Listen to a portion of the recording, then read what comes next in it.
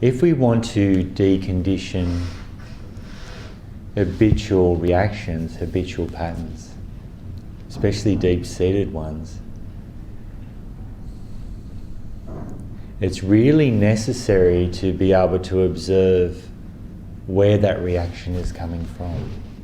Where does it actually come from? What you find through mindfulness practice is quite often what causes that reaction isn't what we think it is.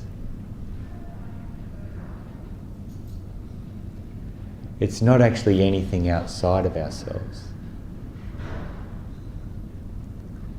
It's more our reaction to our relationship to something else, rather than the thing itself.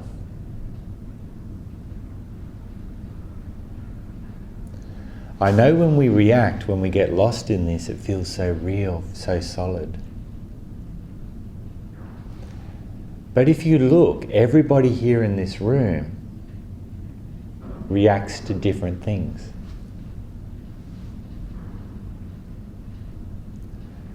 Something that might cause me to be nervous might not affect you at all. A situation that causes me to be sad may have no effect on you at all. Something that I feel scared of, if you were in the same situation, maybe you wouldn't be scared. Maybe you'd be quite comfortable. Yeah? Something that causes me to be anxious may be something that you enjoy.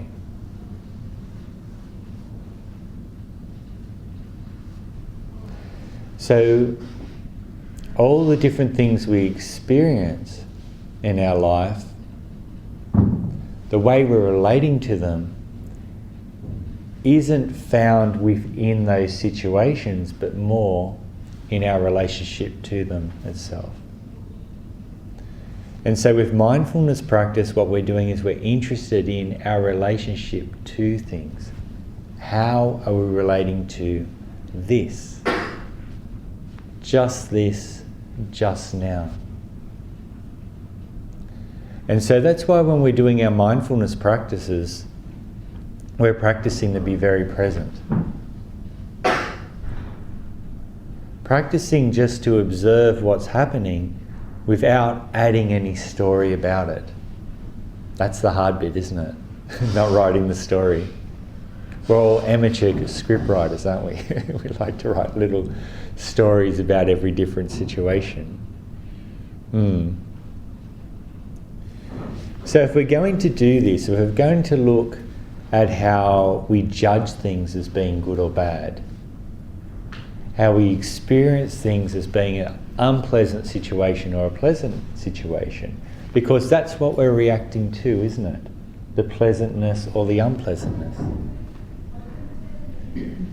We need to be so present that we can actually see what it is that we're reacting to.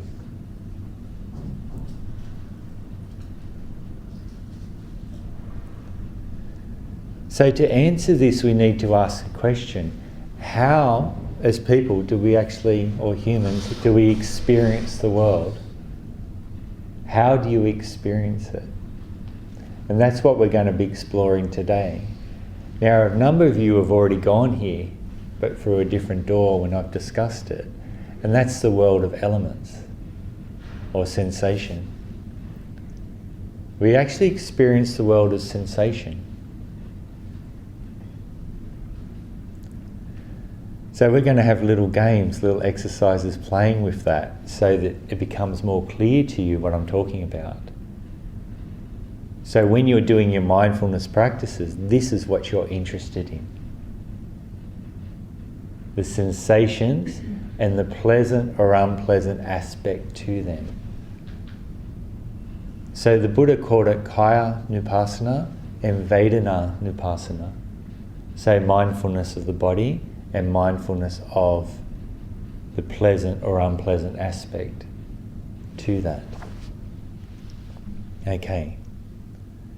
So let's just start off with practical exercises. That's always the easiest way.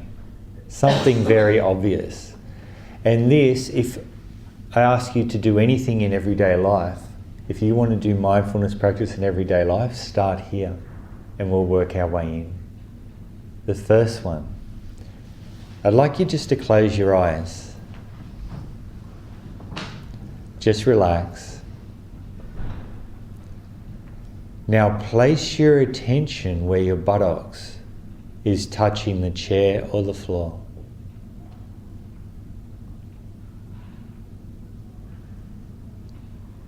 Notice how you can be aware of that feeling of touch.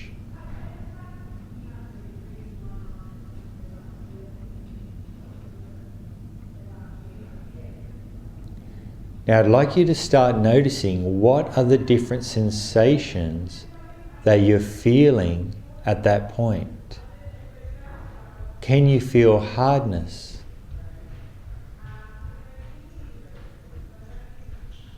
Maybe warmth or coolness.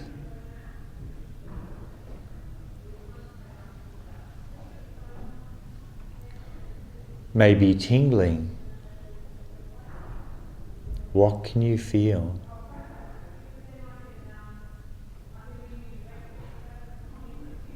Okay, you can open your eyes. So, see how you can still hold your attention just at that point? Yeah, isn't it strange? We don't usually look at our bodies in this way. I don't know about you, but when I walk past the mirror, I look, oh, I'm looking good today. I'm not looking so good today, might be another thought that comes up. Yeah? Our relationship to our bodies is usually how well dressed it is, or how attractive our body looks to us, how it visually looks. And our other relationships to our body is how it feels. But we're only concerned with how it feels when these sensations are very, very pleasant or very, very unpleasant. And the rest of the time we pay no attention to our bodies whatsoever, do we? It's more interesting to be thinking about something. Yeah. So first off, we start with mindfulness, grounding our attention to our body, because we are reacting to the sensations in our body all the time. If you think about it, where do emotions manifest? Where do you feel emotions? In your body. So every time you're reacting to these feelings in your body. But the thing is, we react to these feelings as sensations in our body through our head. We feel the emotion and we react to the story. I feel irritated and I start looking for some reason why I'm angry. I feel sad and I start looking for some reason that I'm sad. And we do this for all different emotions. Yeah. So if we ground in our body, we see what's really going on. Well, you look, that point of touch where you're touching the chair or the floor, what did you experience? How do you experience that, really? Without the idea that I'm sitting on the chair or the floor, how do you experience it? Anyone?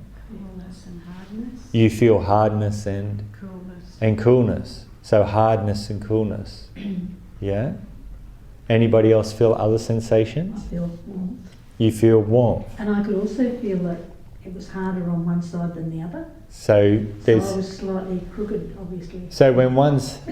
but the crooked is the story. The crooked is the story. So when one side's harder than the other, yeah. Was the other side still hardness or was it softness? It was still hardness, but it wasn't as hard. There was a definite difference. So you can feel there's a range in hardness and softness. See, hardness and softness isn't fixed. Coolness and warmth isn't fixed either. It's a sliding scale. It depends what it's compared to. Okay, so hardness, softness, warmth, you might feel, I feel tingling, yeah, some tension, yeah, when I really look. Okay, these sensations themselves, If you look at them really closely at the moment, can you actually feel your body, or can you just feel those sensations?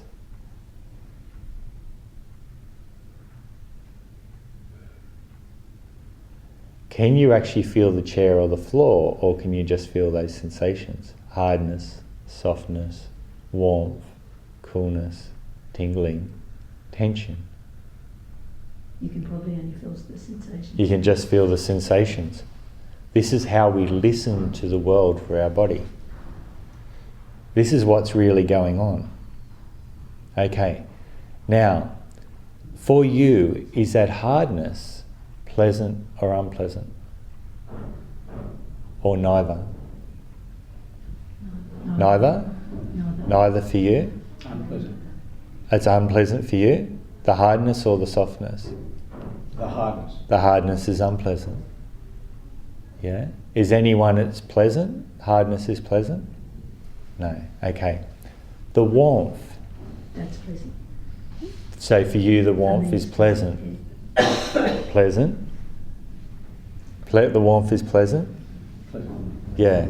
Okay, Linda had coolness. Is the coolness pleasant, unpleasant, or neither? It's neutral. It's neutral to you.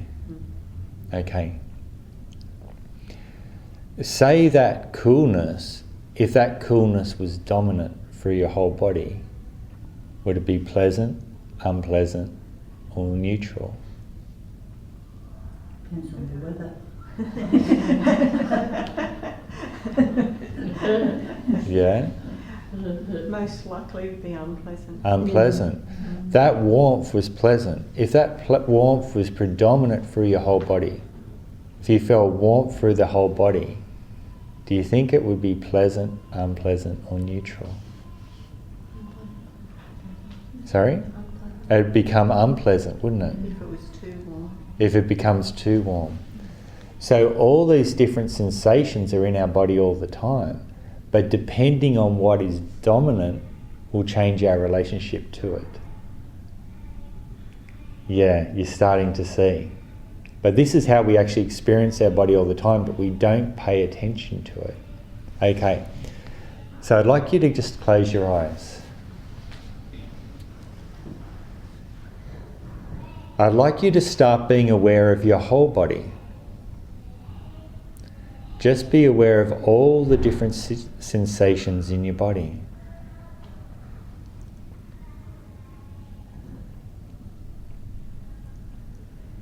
Start to notice how many different places you can feel coolness.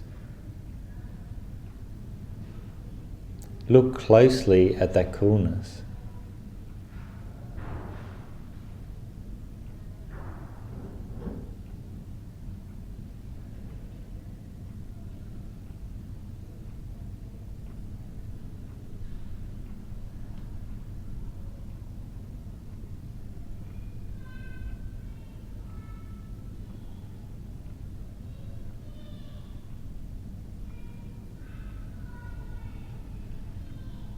Now, how many places in your body can you find warmth?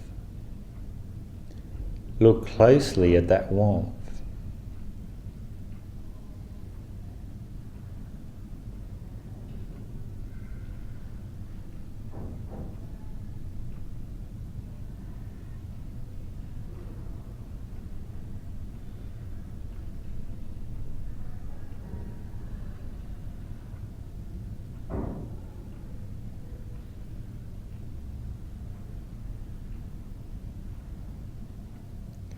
Can you find softness in your body? What does softness feel like?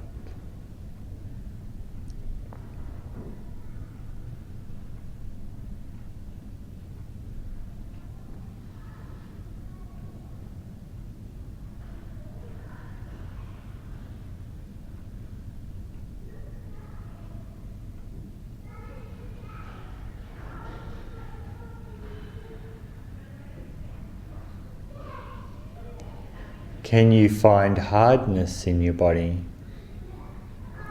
Look closely at hardness. Is it different to softness?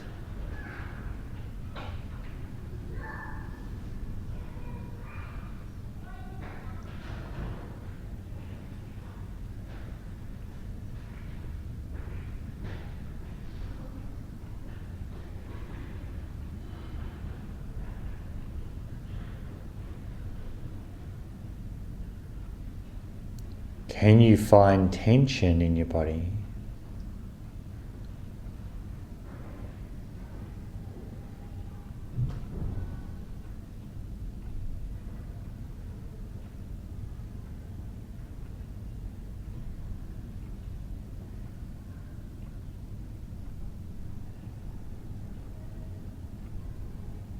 Can you experience movement? What does movement feel like?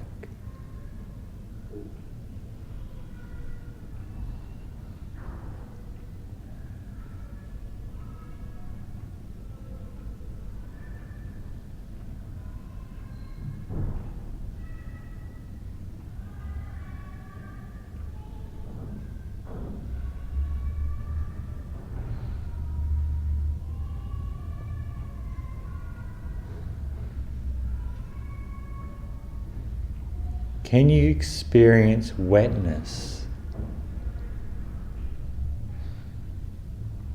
Where do you find wetness?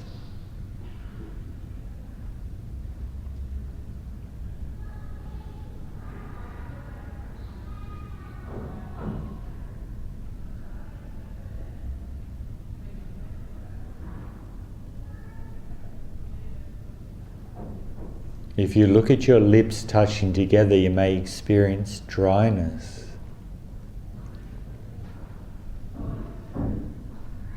Look closely at the lips touching together.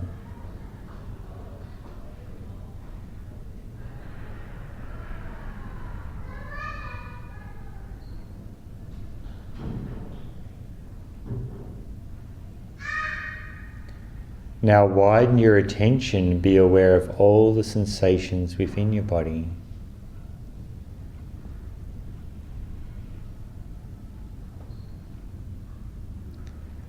Watching these sensations, can you actually feel the border of your body, or do you just feel sensations?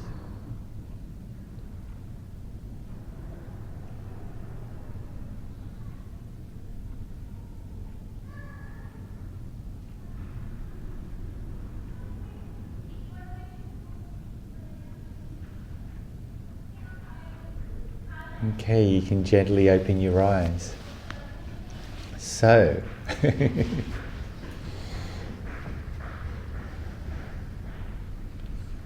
what sensations were most predominant to you? Anyone? What stands out most for you in the feelings in your body? Heat and cold. Heat and cold are the most dominant to you. What was the most subtle?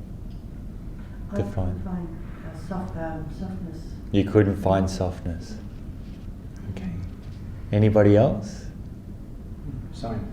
The same, you couldn't find softness? And heat and coolness was the most obvious to you? Movement. Movement's the most obvious to you? Yeah? What was the most subtle? The softness. Softness. Interesting. So everyone found wetness? No, you didn't find wetness? No, not the softness either. You didn't feel softness? That's interesting, isn't it?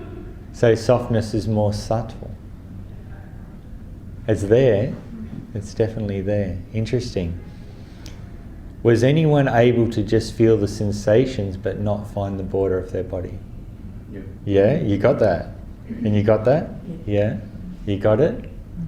What I found really interesting then was, say, softness and hardness, and you think that it's sort of on a plane, but the sensation of softness didn't seem to have any relationship whatsoever to the sensation of hardness. There was, So it was this, like not one end of the scale at all. It was like a totally different sensation of heat and cold. It wasn't like ends of a scale. It was like quite distinct. okay. Different. So you're feeling hardness and softness and hot and cold, and even though you'd think them as being different ends of the scale, they seem very clearly separate to you. Yeah. Mm. Did you find, say, hotness and coolness separate or next to each other? Like if you always found hot, was there always coolness next to it? Yeah. I seem to have hot down one side and cold down the other. Yeah, but they're always next to each other. Yeah. Something going on there. I think if you couldn't find softness, I think you find it sitting right next to hardness. Something to look at. So there's these interesting relationships going on. So that's the world of how we actually experience our body as human beings. We actually experience it as sensations. Now let's look what's going on there. If you feel nervous, how do you feel in your body? Down here, butterflies. So what's that, a swirling? Swirling, like a swirling feeling, what we call butterflies, like yeah? And sinking feeling, you feel very heavy. Nervousness has a heavy quality to it, doesn't it? We feel very heavy. It's suddenly like we just don't quite want to get there, and our body suddenly feels like twice as heavy. Yeah, like gravity's increased, and that's swirling. Okay, so that's nervousness. So what are we actually looking at there? Sinking, which is a feeling, right? The swirling feeling, the movement, jittery feeling. Okay. If you felt scared, how would you feel that in your body? Tightness? You'd feel tightness. Any specific area? Around your shoulders and your neck, on the shoulders. You feel it. You feel fear up here. No, around the back. Oh, really? I think, yeah. Yeah. Oh, nothing's wrong. Yeah. I feel it. Chest. Are you sure that's not anxiety? Could be. No. Fear, yeah, I don't know, like there's nothing's right or wrong, it's how you experience it. Fear and anxiety are quite often side by side. We will start to become anxious to something and then we get scared of the anxiety. So they tend to be in there together. It's kind of like a when this is, that is, but they're separate. They're separate emotions. They're separate emotions. So for fear, tend to have tightness, swirling, upward moving feeling. That's how I experience it. Nervousness is the jittering, light turning, sinking feeling. Anxiety I tend to feel as hardness, tightness, lightness in here. But if you look with mindfulness, you'll start to see they're very distinctly different. They're separate emotions. If you started to feel sad, really sad, lots of grief, where would you feel it? Yeah, in the heart. And what does it feel like? Hardness, sinking, hard and sinking. Notice all these different sensations involved in these different emotions are exactly the same sensations that we were just seeing in the body before. They're what we were just experiencing then. Hardness, softness, movement, tension, vibration, warmth, coolness. If you're feeling anger, you feel upward moving and heat, lots of heat. Notice they're the same thing. If you're going into shock, you feel cool, you feel wet, cool, wet, lightheaded. Lightness. So coolness, wetness, lightness. Now these are all these sensations that we're just looking in the body just a second ago. But they're in a different order. So we have these sensations in our body all the time, but because we don't pay attention to them, we don't notice them. But when something triggers it off, these sensations form a certain pattern within our body. When they form a certain pattern, when you have hardness, tightness, lightness, what we do is we automatically go, oh, I'm anxious. I'm anxious because of this. That's what we do. Tightness, heaviness. I'm sad. I'm sad because of this. But that response in the body of the sensations going in different order happens before the story about why we're feeling like that. You'll start to feel sad, then you'll start to try to work out why you're sad. You'll feel lonely and start to work out why you feel lonely. Yeah? Start feeling irritated and then start looking for something to be irritated about. This is the way it works. So these sensations manifest in the body in a certain pattern. When they're just appearing in our body at that time, they are not yet a thing. The sensations of anxiety come up, but I'm not yet anxious. Sensations of irritation come up in your body, but you're not yet irritated. Of sadness, but you're not yet sad. This is how it works. It appears and we react to them. Why? Because some sensations, when they're in certain orders, we think that is unpleasant. Some sensations, when they're in certain order, we think that is pleasant, so we want more of those sensations. So if there's somebody that I'm attracted to, the sensations in my body start swirling and coming up. I find those sensations pleasant when they're in that order, so I want to experience them again and again and again. So what you'll find by being mindful of the sensations in your body, becoming very used to what your body feels like normally, by holding that mindfulness in everyday life and being mindful of that during your formal practice as training, when those sensations change their order and they become something, when I'm suddenly full of lust, or when I'm suddenly feeling irritated, or I'm suddenly feeling scared or sad or lonely, you will notice them change their order. When they do that, just know it's just hardness, heaviness, warmth. Within themselves, they have no strength, no power. Use your breath to gently relax into those sensations. When you do that, your relationship to them will change, because it's our relationship to the pleasant or unpleasant aspect of the order of those sensations that we react to that creates the whole story and the thinking and the cycle and everything goes on and on. Yeah? It's that causes the suffering. It's our relationship to that pleasant or unpleasant aspect when the sensations are in a certain order. Notice hardness for some people was actually neutral. But if that hardness increases, or if that hardness in a different area, if it moves, it will suddenly be registered as unpleasant. Yeah, because we have a relationship to it being in different ways to react through that. Does that make sense to everyone? Yeah. How that works? So what I want you to do in your practice to be more aware of these different sensations. Look at them as hardness, softness, heat, movement, vibration, tension, wetness, dryness, and notice when certain ones increase. Like if dryness increases, then it becomes unpleasant.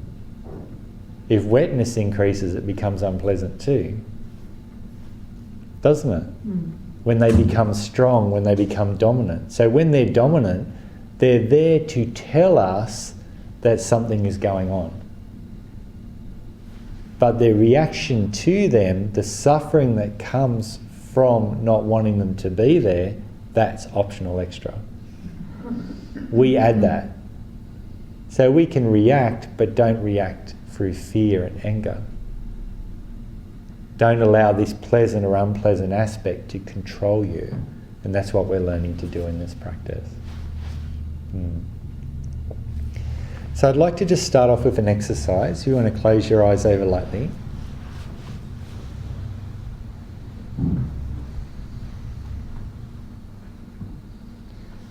I'd like you just to bring your attention, your awareness into your body.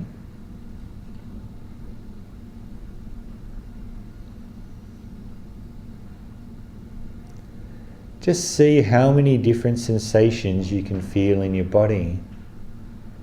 And you can use just a very simple label to hold your attention. Just say sitting. Sitting while you observe the sensations.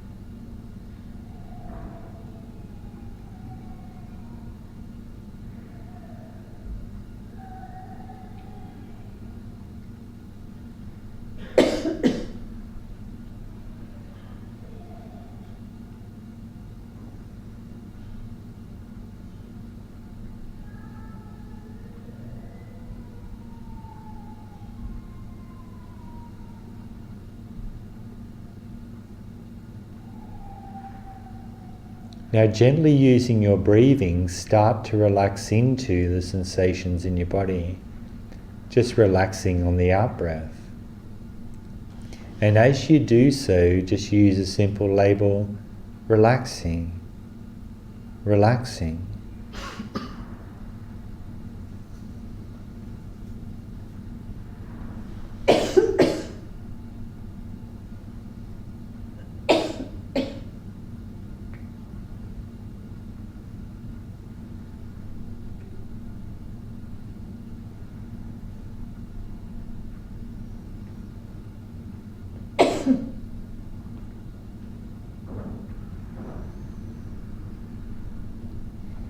As you relax, the breathing will appear to you.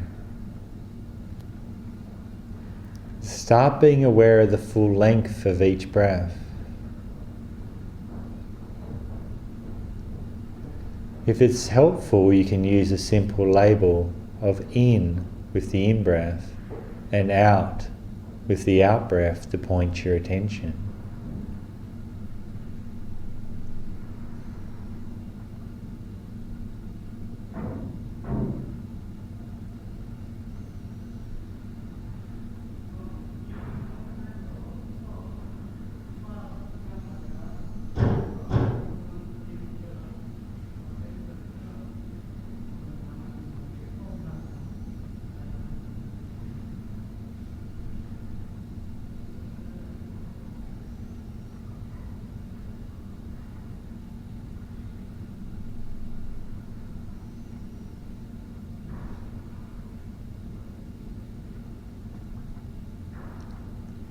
Start to notice how you know that you're breathing. You must be experiencing sensations in the breath to know what the breath is doing. See if you can notice how many different sensations you can feel in the breathing.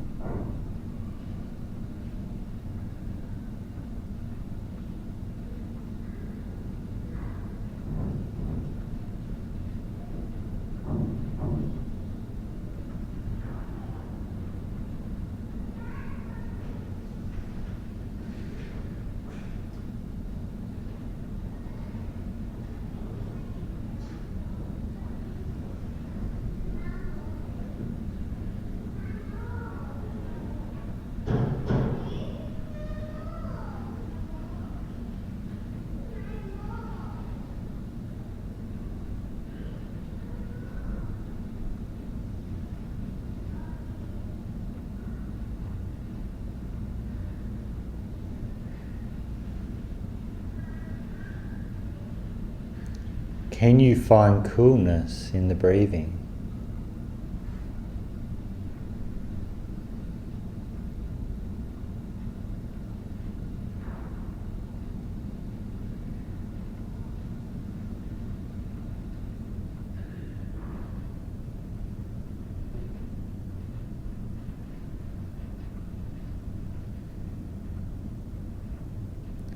Can you find warmth in the breathing?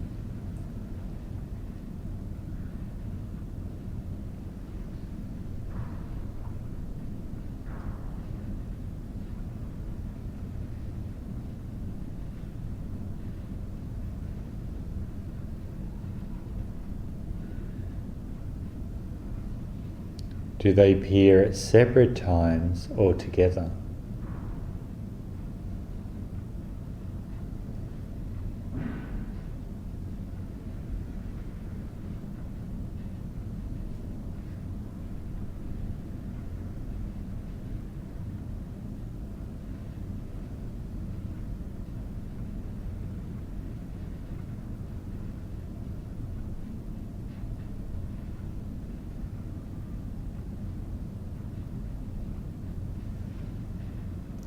Can you feel movement in the breathing?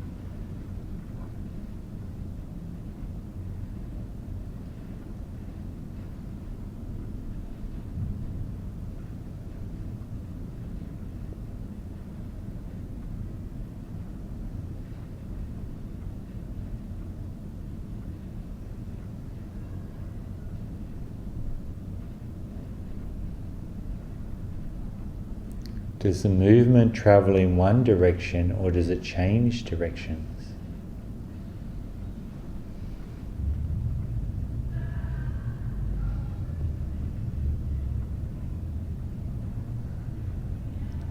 Okay, you can gently open your eyes.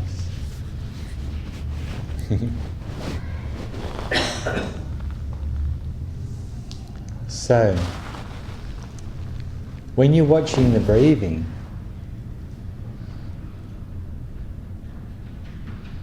what sensations did you feel? How did you know that you're breathing? Because to know that you're actually breathing, you must be feeling something. Otherwise, how would you know? Notice we know everything through sensations. Like I've used this before, but if you're sitting down and you're having a cuppa, and you reach for the cup and you pick it up and you go, oh, it's feeling empty. I should get another cuppa, right? What allows you to know that it's feeling empty? The weight. Yeah, but what's that experienced as? Heaviness. No, in the head. lightness. Lightness. Oh, yeah, Lightness. the other way, yeah. If it's heavy, it's full. See, if we pick it up and we go, oh, there's still full of coffee, we're actually deciding that not through our eyes. We do it because it feels heavy. And we're doing this in everything in everyday life. We're deciding what things are by whether they're heavy, light, warm, cold, hard, soft, wet, dry, sticky. Yeah? Where they're moving or still. This is how we experience the world. But what we do is we experience that, and then what happens is our brain's job, or mind's job, is to actually create a story around those experiences to create the world that we live in. So heaviness in this context means that this cup is full and I don't need to get any more, and maybe I should drink it before the coffee gets cold. That's the story that comes out of just feeling heaviness. If I feel heaviness and coolness, what do I think if I've got a coffee? It's gone cold. It's gone cold. So I've got to heat it in the microwave or throw it out and get another. But that whole decision comes from feeling heaviness and coolness. It doesn't come from the story of the coffee. And so this is what I mean. When we're doing mindfulness practice, what we want to do is we want to look at things before the story. How do we know this world before it? Because if you look at it, heaviness within itself is not good or bad. Right? It's not pleasant or unpleasant. Coolness is not pleasant or unpleasant. Warmth is not good or bad, pleasant or unpleasant within itself. But our relationship to it creates it being that way. Can you see? It's your relationship to how the sensations are experienced that creates good or bad, I don't like, this is pleasant, that is unpleasant. It's that relationship. So if you look at this, you will see when different sensations manifest in a different order, we've been trained to actually judge them in a certain way. So what this comes down to is when you're doing the practice, get familiar with your relationship to sensations appearing in your body in a certain way. Get familiar with that. Because when you understand that and start observing it and break it up, you'll probably notice, like most people started to see, most sensations are actually neutral. But it's when they're together in a certain way, right, we've learnt to actually judge them as being good or bad. And that is what causes the problems. So if we train ourselves to notice that everything is just neutral, then all those reactions never happen. It never happens. And this is how mindfulness practice, if you're doing it, leads to that freedom, where everything is neutral. Now you can still enjoy things, but you don't mentally hang on to them. So when they go away, okay, that was great, I enjoyed that, fantastic. Next. What's coming next? No idea. Something will come along, won't it? Rather than, oh, I wish that was still here. Yeah. Does that make sense to everyone? I'll look across and I'll just see. Don't worry, I'm used to that. Sometimes in my classes I'm looking and I just look and I just see everyone's just like I'm like, oh my God, Steve, okay. Okay.